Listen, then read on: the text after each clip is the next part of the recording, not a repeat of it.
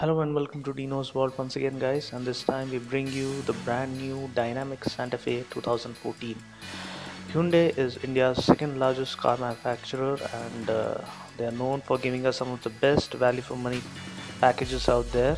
This, however, is the other way around. It is one of the most expensive cars out there, and the most expensive car offered by Hyundai so far in the Indian car market.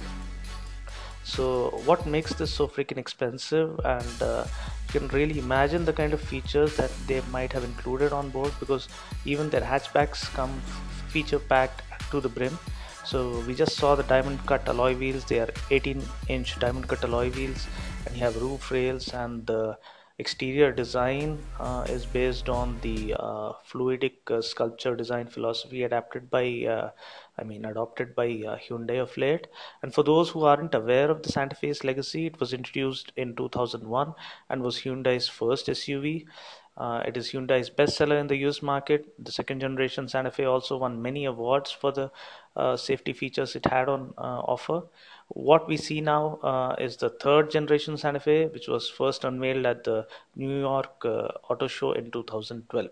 As you can see, the design, as far as the exterior design is concerned, it is fantastic, outstanding, it is intimidating, it is imposing, everything one would expect from a ultra modern or the next generation SUV. Uh,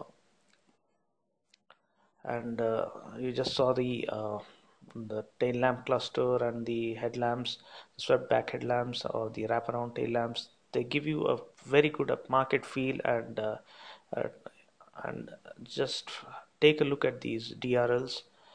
They really give them a beastly feel, give the car a beastly feel, and it's as if a beast is staring back at you in the eye. So it really enhances or really provides you that adequate road presence that you're looking for to flaunt your glory and pride while driving an SUV. So this design concept perfectly offers what you're looking for from an SUV. Futuristic looks and sharp design concept, and the same thing continues on the interior. The dash design is very good. You get a full touchscreen display, and you get well designed AC vents. You get well supported seats. You get an illuminated and cooled glove box, and unfortunately the test drive vehicle was not available at the dealership for us to check out how it drives. uh, you do get the regular charging power charging ports. You get aux input and USB input ports. You get a 6-speed transmission. You only have the diesel variant being available here in the Indian market. You can check out the scrolling for the power figures and other details. You get a concealed storage underneath the armrest, well illuminated speedo with a multi-information display, well designed steering wheel. It also has cruise control and flex steer option. I guess that's the first time flex steer has been introduced in the Indian market. It has been available with the i30 in the European market.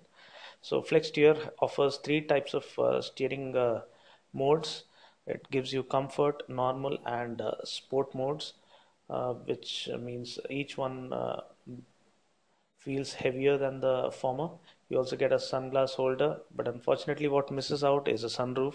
The US variant, however, gets a moon roof, which means you get a see-through roof, and it really looks awesome. I just wish they could have included that, because it carries a really heavy price tag, but unfortunately, you don't get that available on board. So apart from that, let's check out the rear. Again, the front and rear doors, they open up nice and wide, so it provides easy access into the cabin. So ingress and egress is pretty easy. Yeah. So let's get inside, and on the inside you get ample amount of leg room, knee room, headroom. It's all well designed and well thought out, because despite its a sharp design concept, you don't feel crampy at the rear.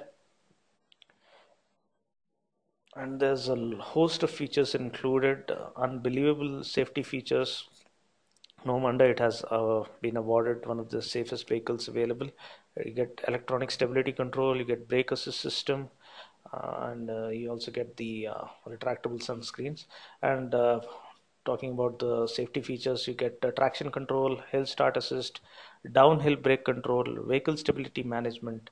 You get rear parking sensors, advanced traction cornering control with corner adaptive fog lamps, and you get four-wheel drive assistance control. You also get the regular cup holders, concealed cup holders, and adjustable as well, according to the size of the uh, cans which you might be placing there.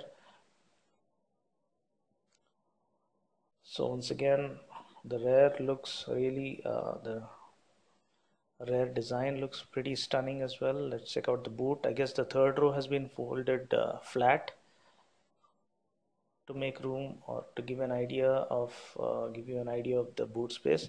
Yes, they have been folded completely flat. You can pull them back up. So with the third row folded flat, you get around 960 960 plus liters of boot space, I believe.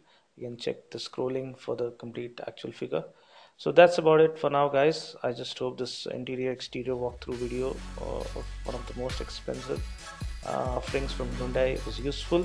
What do you think? Do you think it has what it takes to take on the likes of the X1 and the Audi Q3?